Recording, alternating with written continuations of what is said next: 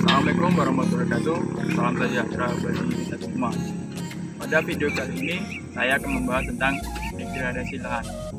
Apa itu degradasi lahan, penyebab, dan bagaimana cara menanggulanginya. Baik, langsung ke videonya.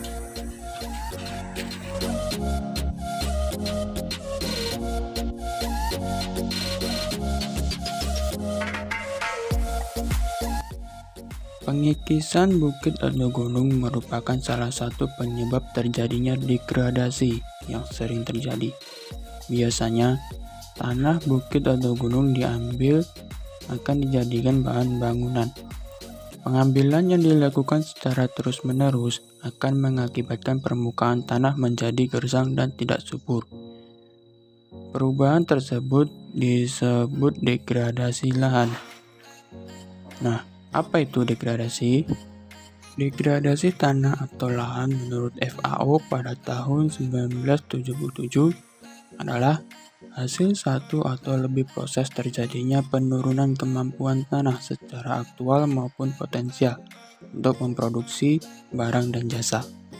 Sedangkan degradasi lahan atau tanah tersebut adalah menurunnya kualitas dan kuantitas suatu lahan yang meliputi aspek fisika tanah, kimia tanah, biologi tanah pada suatu bidang lahan tertentu yang sifatnya sementara maupun permanen. Nah, apa penyebab terjadinya degradasi lahan atau tanah ini? Ada dua faktor yang mengakibatkan terjadinya degradasi, yaitu faktor alam dan faktor buatan.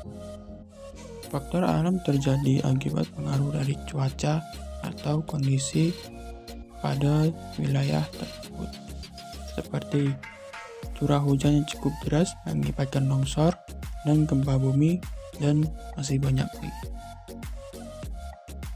Faktor buatan.